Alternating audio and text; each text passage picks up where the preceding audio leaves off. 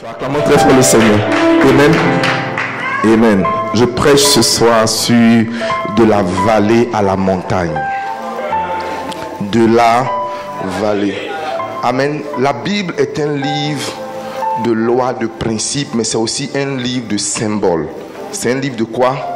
De symboles. Chaque image dans la Bible représente des symboles. Par exemple, l'arbre de la connaissance du bien et du mal est un livre, représente un symbole. La colombe est un symbole. La vallée symbolise quelque chose. La montagne, par exemple, mon pianiste, il a porté quelque chose dont la médaille symbolise quelque chose. J'espère qu'il le sait ce que ça symbolise. Ok. Amen. En fait, quand tu portes ça, que tu apparais, ceux qui savent, savent. Amen.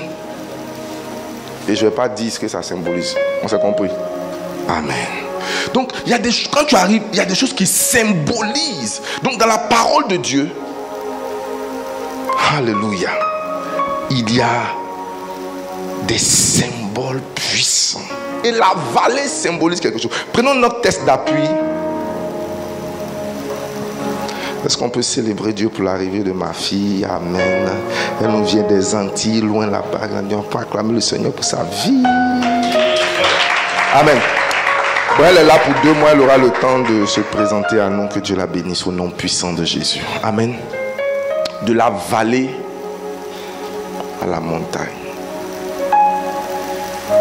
Le Dieu de l'élévation. Michée chapitre 4 verset 1. C'est le livre écrit par Michée, notre chantre. Michée chapitre 4, le verset 1 dit: il arrivera dans la suite des temps. Et je peux te dire que nous sommes dans ce temps-là. Parce que quand Michée prophétisait ça, il y avait des siècles en arrière. Et il voyait ce qui allait arriver aujourd'hui. Il dit: il arrivera dans la suite des... que la montagne de la maison de l'Éternel sera fondée, sera établie, sera construite sur le sommet de comment? Donc une maison, et puis elle est sur plusieurs montagnes en même temps. C'est une ville. Dieu n'élève pas une personne, il élève tout un peuple. Bien aimé, dans l'histoire de l'humanité, dans l'histoire de la terre, les croyants en Dieu n'ont jamais été aussi élevés qu'à notre période. Et ce que Dieu va faire dans les temps qui viennent n'est rien comparé à ce que nos yeux voient aujourd'hui. Bien aimé, le temps où on cachait la Bible est dépassé. Le temps où on avait honte d'afficher notre chrétienté est dépassé.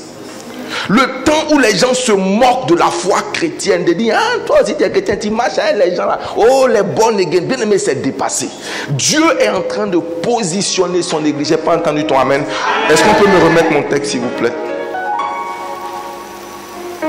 Sur le sommet des montagnes, qu'est-ce qui s'élèvera par-dessus les collines?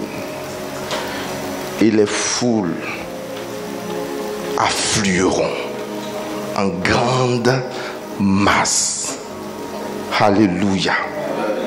Mon deuxième texte, c'est dans Psaume 75, versets 6 à 7. Je le dis rapidement, il dit: car l'élévation ne vient ni de l'Orient, ni de l'Occident, ni du désert, mais Dieu qui juge. Il abaisse l'un et il élève l'autre. Dans chaque saison de vie, il n'y a pas que des montagnes, il y a des vallées. Mais la vallée n'est jamais la destination finale. Dieu a toujours conduit ses enfants de la vallée à la montagne, de la honte à la gloire, du mépris à l'honneur. Peut-être que tu es dans une vallée aujourd'hui, mais le Dieu de l'élévation est déjà en train d'apprêter ta montagne. Ta montagne, c'est tout simplement ton trône. Il y a une place préparée pour toi, un siège préparé pour toi. Tu vas l'occuper au nom de Jésus. La vallée, elle est temporaire. Elle est comment? Temporaire. Tu peux être normalement dans la vallée, mais ce n'est jamais le but et la volonté ultime de Dieu pour toi. J'ai parlé des symboles. Premièrement, il y a dans la Bible 3 grandes vallées. Il y a plusieurs vallées, mais j'ai identifié pour ce soir 3 grandes vallées que nous allons voir. La première, c'est la vallée de Baca. Psaume 86, Psaume 84, le verset 6. Psaume 84, le verset 6. La vallée de Baca, c'est tout simplement la vallée des larmes. La vallée des pleurs.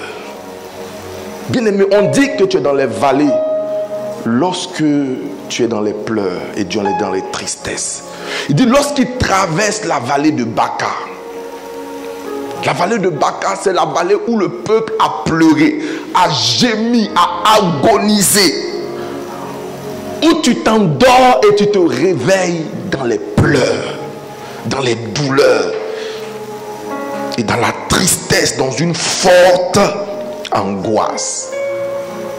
En ce moment-là, bien-aimé, tu es dans la vallée et tu peux être laissé seul. Ce sont des moments comme ça que Job a traversé. Lorsqu'il a commencé à tout perdre, il se retrouvait dans la vallée. La deuxième vallée, le psaume 23, verset 4, c'est la vallée la plus populaire. Il dit, quand je traverse la vallée de l'ombre de la mort. C'est la vallée du danger. La vallée de la solitude. La vallée de l'abandon. Quand je traverse, bien aimé, pourquoi l'ombre de la vallée de la mort? Parce que combien les gens t'aiment quand ils te déposent au cimetière, là où il y a la mort, t'abandonne. Personne ne vient après toi quand on te dépose dans la tombe ou au cimetière.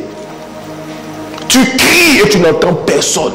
Tout autour de toi est silence. C'est là où tu cries et il n'y a personne qui t'entend. Tu es dans la vallée. La vallée de l'ombre de la mort. La vallée du danger. La vallée de la solitude. La troisième vallée, c'est la vallée des ossements desséchés. Cette vallée symbolise tout simplement le désespoir. Le désespoir. C'est là où on te dit, il faut supporter. La vie est comme ça. Ce sont des choses, tu vois, les 5 doigts de la main n'ont pas le même truc. Accepte ça. C'est ta croix. Parce qu'on ne trouve plus rien pour te consoler. Tu es arrivé à un état de désespoir absolu. Il n'y a plus d'opportunité d'avoir des enfants. On te dit non, laisse tomber, abandonne cela.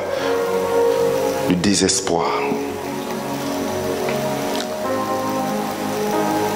La vallée symbolise l'humiliation. La vallée symbolise l'oubli. La vallée symbolise l'incompréhension. La vallée symbolise des temps d'écrasement, de dépouillement. Mais bien aimé, la vallée peut symboliser aussi des temps d'épreuve et de formation. Mais Dieu ne laisse jamais ses enfants éternellement dans la vallée. Il ne laisse jamais ses enfants éternellement dans la vallée. Il prévoit pour toi, comme nous l'avons dit en introduction, une montagne et des montagnes. Il est temps que Dieu t'élève. Je n'entends pas ton amen. Est-ce que cela te concerne? Bien-aimé, l'élévation de Dieu est différente de l'élévation du diable, est différente de l'élévation humaine. Ce que je prêche ce soir, écoute-moi attentivement. Parce que si on ne prêche pas bien l'élévation, on va piéger les gens dans le piège dans lequel le diable est rentré. Est-ce que vous savez que le diable a chuté justement parce qu'il voulait être élevé? Mais élevé de quelle façon? Au-dessus de Dieu. Il a dit, je vais me lever, je vais mettre mon siège au-dessus du trône de Dieu. Il y a des gens qui veulent être tellement élevés qu'ils vont retirer le trône de Dieu. Qu'on les voit tellement puissants que Dieu... Et la Bible dit que depuis le jour où tu as eu cela à cœur, nous avons beaucoup de gens qui veulent être élevés. Il n'est pas mauvais d'être élevé, mais il est dangereux de vouloir être élevé plus que... Je veux être élevé plus que Dr. Ba. C'est une mauvaise ambition. Je veux être plus grand que... Je veux être plus grand que mes frères. Je veux être plus grand que tel pasteur. Je veux être plus grand que tel homme d'affaires. Dieu n'est jamais dans ses ambitions. Je veux être le plus grand chantre de toute la terre. Quand j'apparais, qu'on dise mon nom. Ça, c'est l'élévation selon les hommes. Et c'est l'élévation du type Tour de Babel. L'élévation du type comment? Tour de Babel. Dans Genèse chapitre 11, verset 4, les hommes se sont levés, ils avaient de l'ambition. Ils disent, allons, bâtissons-nous une ville et une tour dont le sommet touche le ciel. Faisons-nous un nom, devenons grands. Nous voulons devenir grands. Établissons un système où nous allons être grands, nous allons être puissants.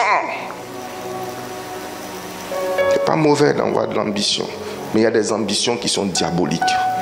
Il y a des ambitions qui perdent les hommes.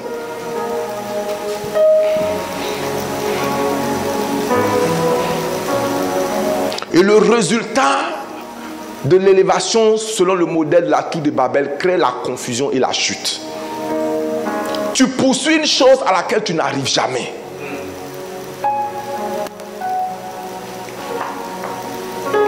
La vraie élévation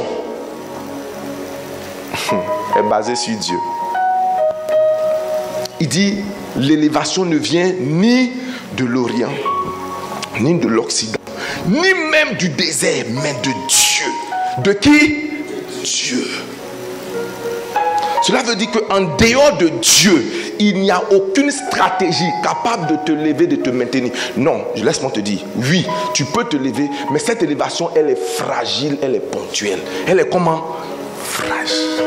Elle ne reste pas trop longtemps. Tu ne seras pas dans la confusion au nom de Jésus. J'ai dit, tu ne seras pas dans la confusion au nom de Jésus. Dans Jacques chapitre 4, le verset 10, il dit, humiliez-vous devant le Seigneur et il vous élèvera. Qui vous élèvera? Dieu. Je vois Dieu t'élever. Touche quelqu'un, dis-lui, Dieu va t'élever. Je ne t'ai pas entendu. L'élévation du Seigneur est basée sur l'humilité, est basée sur l'obéissance et la foi. Très rapidement, nous allons voir 8 montagnes. Nous sommes dans le 8e mois. Écoute, c'est très profond. Les montagnes de l'élévation dans la Bible. La première montagne, c'est la montagne d'Ararat. C'est la montagne où Noé et l'arche ont chuté après le déluge. C'est cette montagne-là qui a bloqué l'arche de Noé. C'est la montagne de l'élévation après la destruction. Bien-aimé, après les jugements, Dieu restaure et rétablit une nouvelle saison. Dieu t'élèvera au-dessus des eaux du passé. Dans ta vie, il y a très souvent des virgules et non des points. Tu peux avoir expérimenté une saison semblable au déluge où tout est détruit dans ta vie. Ce dont tu as besoin, c'est d'expérimenter la montagne d'Ararat. La restauration après la destruction. Il en sera ainsi pour quelqu'un au milieu de nous. J'ai dit, il en sera ainsi pour quelqu'un au milieu de nous. Donc, il faut savoir la montagne que tu cherches. Le deuxième type de montagne, c'est la montagne de Morija. La montagne. Dans le livre de Genèse, chapitre 22, verset 2 et verset 14, Abraham monte pour offrir Isaac. Et une fois qu'il arrive là-bas, quelque chose se passe. Dieu voit son sacrifice et lui donne un bélier à la place d'Isaac. Ce mot révèle que l'élévation passe par la foi et l'obéissance sacrificielle. Là où tu étais prêt à tout perdre, Dieu pourvoira et il te lèvera. Je n'entends que l'amen d'Ayo. Je dis là où tu sembles avoir perdu tout, Dieu te restaure. Il pourvoit miraculeusement. Je dis, il va pouvoir miraculeusement. Tu vas te lever un bon matin et toutes tes factures sont payées. Tes dettes sont annulées. Ton statut change. Et de toi qui tendais les mains pour recevoir, tu tends la main pour donner. Je dis, tu tends la main pour donner. Tes largesses deviennent profondes, deviennent abondantes. Dans le nom puissant de Jésus. La troisième montagne, c'est la montagne de Sinaï. Sinaï, c'est la montagne de Moïse. C'est la montagne de la révélation. C'est la montagne où Moïse a reçu les commandements, les tablettes du commandement, des commandements. En Exode chapitre 19, le verset 20, la Bible dit: l'Éternel descendit sur le mont Sinaï, au sommet de la montagne, et il appela Moïse du sommet. C'est pas une révélation que je montais. Personne ne monte sans révélation. Je te vois accéder à des hauteurs par la révélation. Dans l'intimité de la parole de Dieu, la révélation te propulsera au-delà. Au nom puissant de Jésus-Christ de Nazareth. La quatrième montagne, c'est la montagne, le mont Carmel. Le mont Carmel symbolise l'élévation par l'autorité spirituelle. Qu'est-ce qui s'est passé au mont Carmel? C'est au mont Carmel que Élie a jugé les prophètes de Baal. C'est là-bas qu'il les a invités pour dire: venez, invoquez votre Baal, que le feu descende. Et quand c'est fini, Élie est monté sur le mont Carmel pour établir que l'autorité n'est pas dans le nombre. Tu peux être seul, mais si tu es assis dans l'autorité, tu vas dominer. Bien aimé, la raison pour laquelle tu n'es pas encore monté, c'est parce que tu es spirituellement faible. Tu es spirituellement comment? Faible. Quand tu commences à monter spirituellement, à grandir spirituellement, tu ne peux pas rester dans la vallée. Alléluia. J'ai dit Alléluia. Le texte se trouve dans 1 Roi chapitre 18 verset 19 à 30. Élie affronte les prophètes de Baal sur le mont Carmel. Une élévation qui établit la domination spirituelle et la restauration du peuple. Dieu te positionne comme une voix, comme une autorité spirituelle. Tous ces petits sorciers qui viennent se promener dans ta maison, qui vont faire manège, anniversaire de leurs enfants dans ta maison, ça s'arrête au nom de Jésus. Je dis, ça s'arrête au nom de Jésus. C'est toi, ton pied, on prend pour jouer ballon à gauche. On ne comprend pas. C'est dans ton ventre qui devient mamie, on cuisine dedans. Le matin, tu te lèves.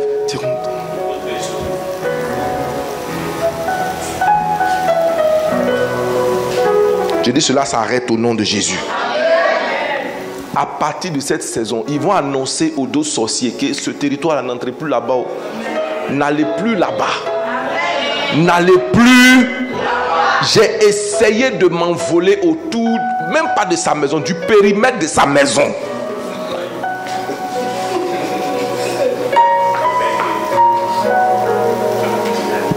Aucune mouche ne peut s'approcher d'une marmite en feu. Je te vois reprendre de l'autorité au nom de Jésus. La cinquième montagne, c'est la montagne d'Hermon.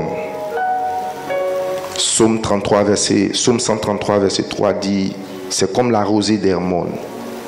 C'est là où l'Éternel envoie sa bénédiction. L'Hermon symbolise la fraîcheur, symbolise la bénédiction, symbolise la nouveauté.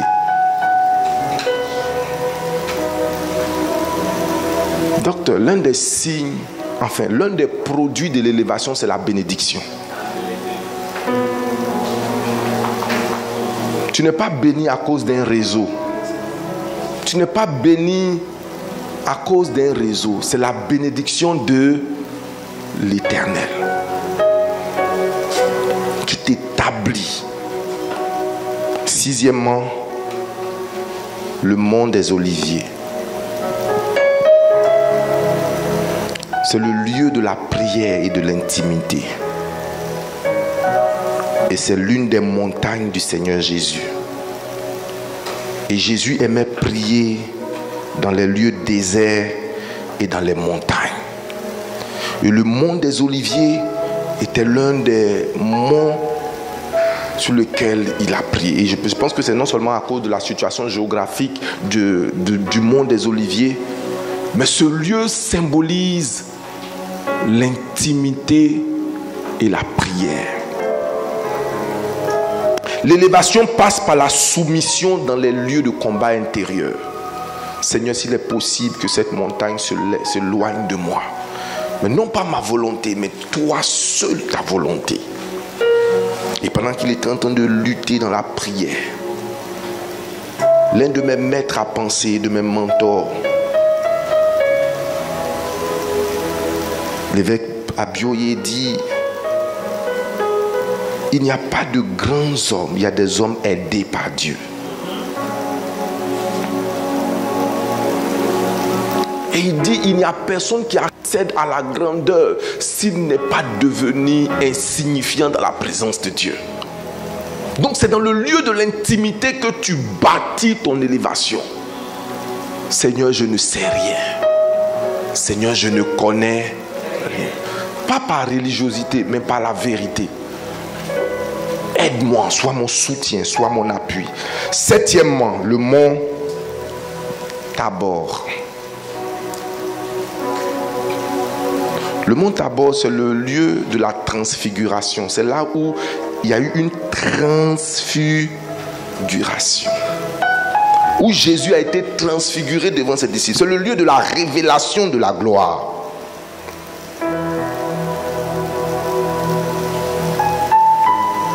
La huitième et la dernière montagne pour ce soir, c'est le mont Sion. La montagne de Sion. Sion. Zion. Hébreux chapitre 12, verset 22. Est-ce qu'on peut lire cela? Hébreux chapitre 12, le verset 22.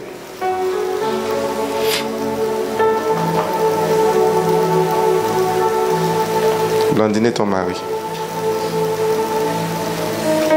Hein? Ok. Hébreux 12, verset 22. Vous vous êtes approchés de la montagne de Sion, de la cité du Dieu vivant, de la Jérusalem céleste, des myriades qui forment le cœur des anges. Allons-y au verset 23. De l'assemblée des premiers-nés, inscrits dans les cieux.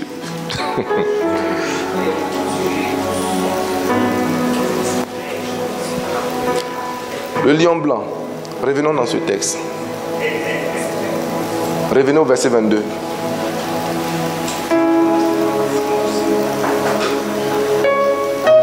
Verset 22. Amen.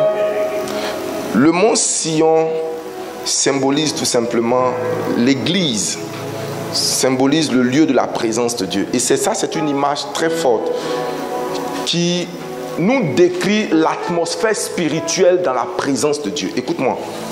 L'atmosphère comment? Spirituelle dans la présence. Qu'est-ce qui se passe dans la présence de Dieu? Il dit, vous êtes approchés de la montagne de Sion, de la cité du Dieu vivant, de la Jérusalem céleste, du myriade que forme comment? Le cœur. Donc quand on vient dans la présence de Dieu, il n'y a pas que le Saint-Esprit qui est présent, il y a le cœur des anges. Et il y a 9 cœurs d'anges, c'est très puissant. Donc dans la présence de Dieu, il y a des anges. Dans l'église, si on ouvre tes yeux, il y a comment? Des anges. Des anges servants, des archanges, des anges qui sont déployés dans la présence de Dieu. Et puis continuons. Au verset 23, je vais vous dire quelque chose. Il dit de l'assemblée des... Cela veut dire inscrit où ça? Cela veut dire que quand nous sommes rassemblés, il y a un autre type d'esprit qu'on appelle l'esprit des premiers-nés qui viennent au milieu de nous. Et il dit, inscrit dans le ciel, le juste qui est le Dieu de tous les esprits, des justes parvenus à... Donc il y a des justes, des hommes que Dieu dépêche très souvent dans l'assemblée qui descendent. C'est pourquoi Jésus, quand il prie, il peut voir Élie. Il peut voir des esprits des hommes qui sont parvenus à la perfection. Donc, il n'est pas interdit que pendant que tu es en train d'être à l'église, que ce n'est pas le Saint-Esprit qui te rend ministère. Élie vient s'asseoir pour te dire, je te donne mon onction, je donne tes tours. Il dit, l'esprit des hommes parvenu à la perfection. Donc, il y a beaucoup de choses qui se passent dans la présence de Dieu. Donc, je suis limité si je dis, Saint-Esprit, il n'y a que toi ici. Et les anges sont là. Et les esprits des premiers-nés sont là. Et les esprits des gens par là. Il dit, le gars l'a dit, c'est Saint-Esprit, c'est toi qui veux. Seigneur, tout ce que tu veux faire dans ma vie, mon frère. Alléluia, est-ce qu'on est ensemble? Tout ce que Jésus nous a montré dans le Nouveau Testament peut être reproduit à notre époque. Si Jésus a pris des gens pour dire, venez, je vous envoie sur la montagne de Sion. Et la Bible dit, pendant qu'il priait, des humains lui apparurent. Et quand lui apparut, leur visage a changé. Donc quand tu es à l'église, c'est un lieu mystérieux. La montagne de Sion est un lieu de mystère. J'ai voulu juste ouvrir une brèche, je la ferme rapidement. Il arrive des moments où tu es dans la présence de Dieu, où tu verras, tu ne vas pas échanger souvent même avec Dieu, tu échanges avec un esprit parvenu à la perfection. Ce n'est pas du Saint-Esprit, ce n'est même pas un ange. Vous êtes approché de la montagne de Sion, où Dieu a pris en miniature ce qui se passe dans le ciel pour que vous puissiez l'expérimenter sur la terre. C'est pourquoi il a appelé l'église Bethel, la porte des cieux, où il voyait une échelle où des êtres montaient et descendaient. Bien aimé, il n'y a pas que des anges dans le ciel. Tout ce qui est dans le ciel peut descendre à Bethel et monter.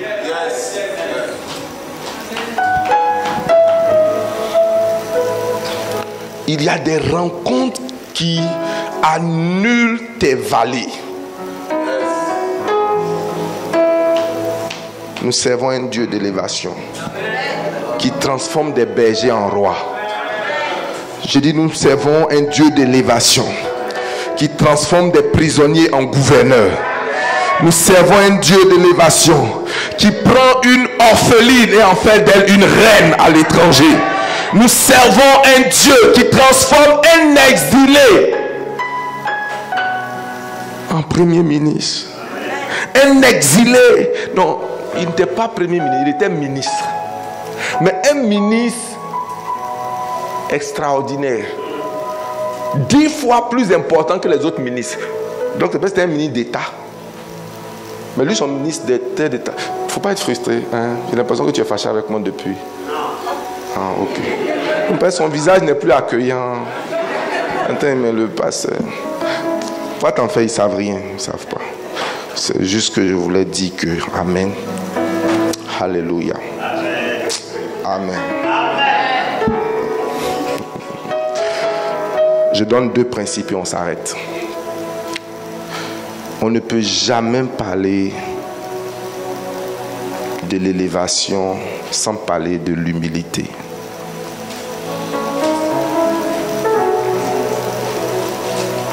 En fait, celui que Dieu élève ne cherche pas vraiment les positions.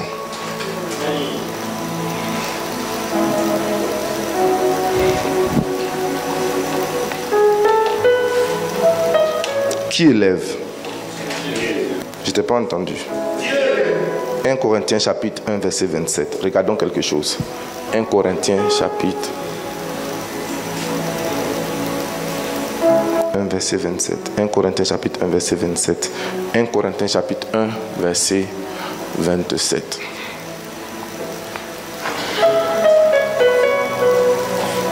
Le diable, c'est un escroc. Le diable, c'est un bandit.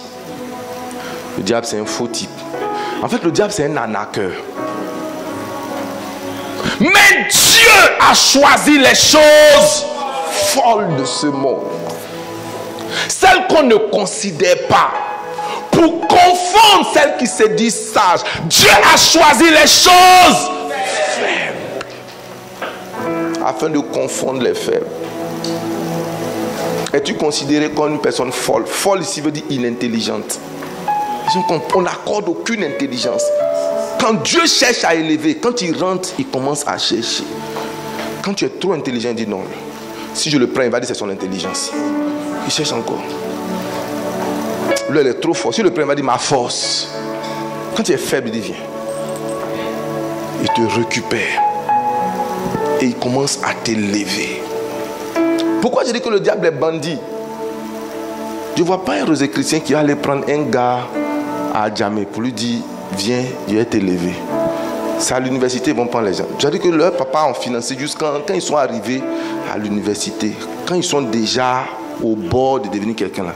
Il dit on peut vous proposer de rentrer dans notre secte. Et puis on va faire votre vie. Mais Dieu sait prendre les gens de la boue. Il sait prendre les gens brisés. Il sait prendre les gens avec un passé chaotique. Il peut prendre les gens dans la pire des prostitutions, dans le pire des témoignages. Il va les sortir, les laver et les positionner. C'est pourquoi n'abandonne pas le projet de Dieu de pouvoir t'élever. En te disant c'est déjà terminé pour moi. Si Dieu doit élever des gens, ça ne sera pas moi. Non, il a sa méthode et il a ses gens. Comprends bien. La première chose, il a quoi? Deuxième chose, ses gens. Il a ses gens. Il a ses gens. Y a-t-il des gens de Dieu parmi nous? Y a-t-il des faibles parmi nous? Y a-t-il des personnes qui se croient inintelligentes? Dieu résiste aux orgueilleux, mais il fait grâce aux humbles. Bien-aimé, l'humilité n'est pas une faiblesse, c'est une puissance silencieuse. C'est l'attitude de ceux qui savent que leur grandeur ne vient pas d'eux-mêmes, mais de celui qui élève. L'humilité, c'est savoir qui on est sans écraser les autres. Un homme humble, c'est un grand qui respecte les autres. Qu'est-ce que j'ai dit? Un homme humble, c'est un grand qui respecte les autres. Quand tu te crois trop grand pour respecter les gens, tu as commencé le début de ta chute. Ce n'est pas se rabaisser. Être humble, ce n'est pas se rabaisser, mais se tenir juste devant Dieu. Être humble, ce n'est pas se sous-estimer, mais c'est penser plus aux autres qu'on ne pense à soi-même.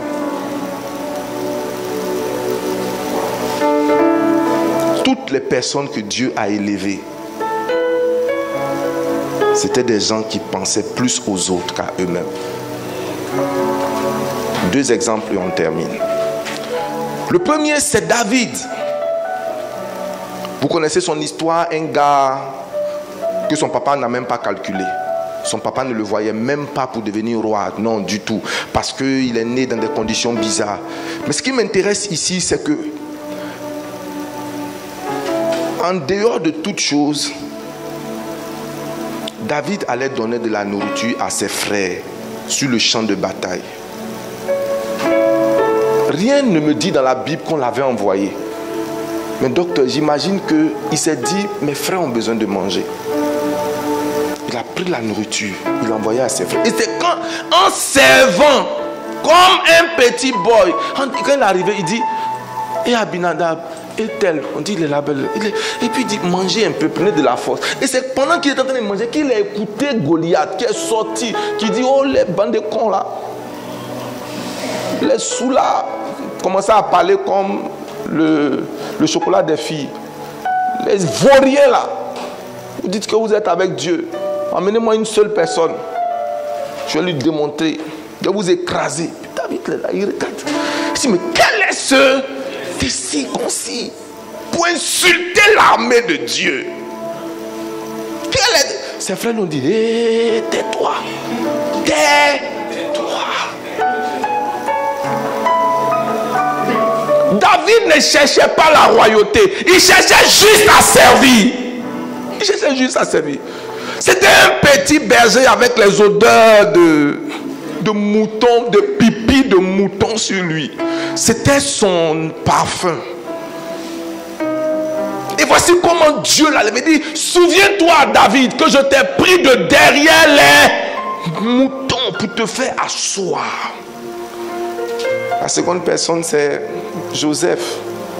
Quand tu regardes la vie de Joseph, bien aimé, même s'il a reçu un rêve, à aucun moment tu ne vas voir Joseph prier pour être élevé. Mais Joseph voulait juste servir. Joseph voulait faire comment? Il voulait juste servir. Il a démontré dans sa famille, il a démontré dans la maison de Potiphar, il a démontré en prison. Il ne cherchait rien. Il n'était pas dans une compétition malsaine. Il n'était pas en compétition avec quelqu'un. En fait, vous savez, souvent il y a des gens, quand ils veulent être élevés, mon fils, ils ne luttent pas les sièges. Il dit, tu veux t'asseoir? Prends le siège.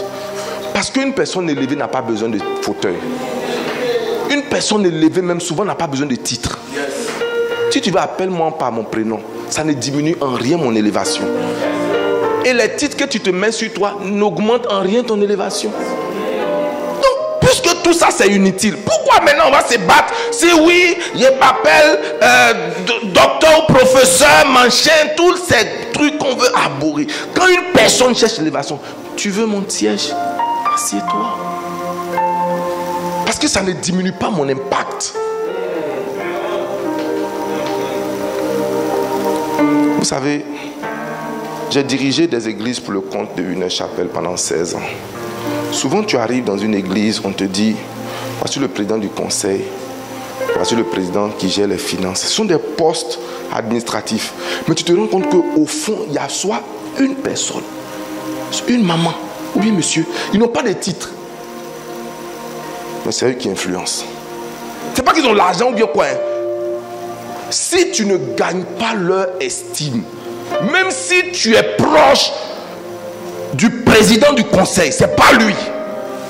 Parce que ces gars-là ont bâti en crédibilité. Quand ils viennent, ils s'asseyent, ils n'ont pas de siège. Ils ne sont pas assis avec toi. Ils sont assis quelque part là-bas et puis ils suivent le culte en douce.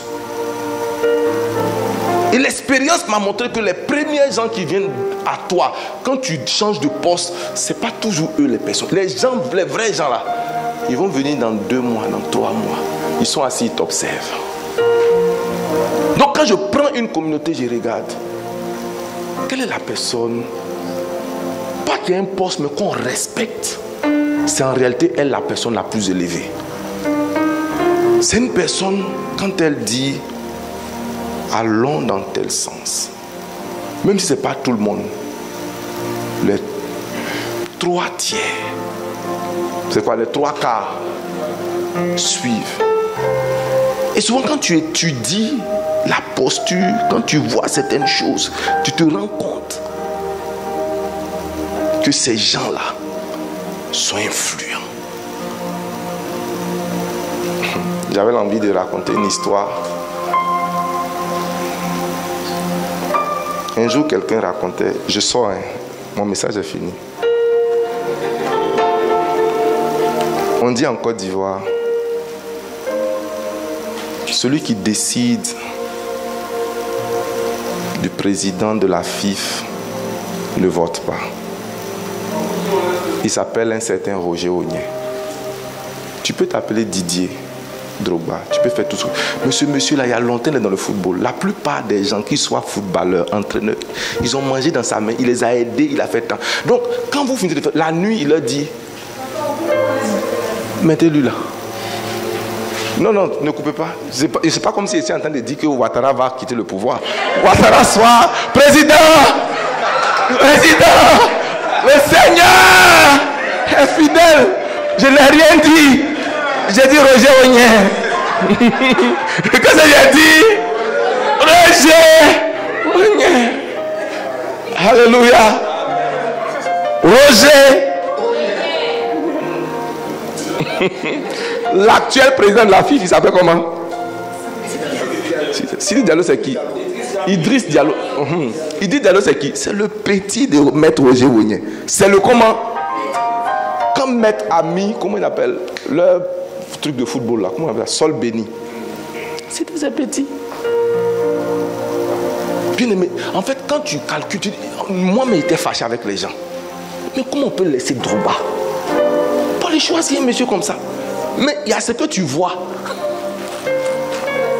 Il y a ce qui est. Quand les gars parlent de rouage, c'est qu'il y a un monsieur, il est assis là-bas.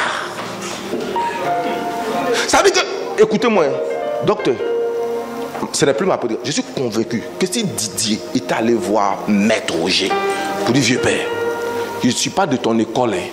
Il ne s'est pas passé à l'académie, il ne s'est pas passé là, il ne s'est pas passé là. Mais vieux père, soutiens-moi. Il allait dire, ok, tu as reconnu que je suis là. Il va passer 2 petits coups de fil. Il dit, votez-le.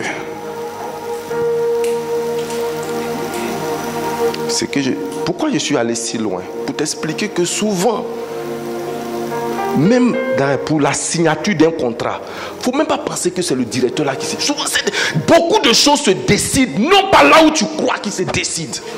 Beaucoup de décisions de justice ne se prennent pas au tribunal. Le gars là, il ne fait qu'exécuter. Et souvent, ce n'est même pas celui que tu crois. Donc, le leadership ou l'élévation n'a pas besoin d'un apparat. Je vois Dieu t'élever. Au nom souverain de Jésus. Est-ce qu'on peut se tenir debout? Alléluia.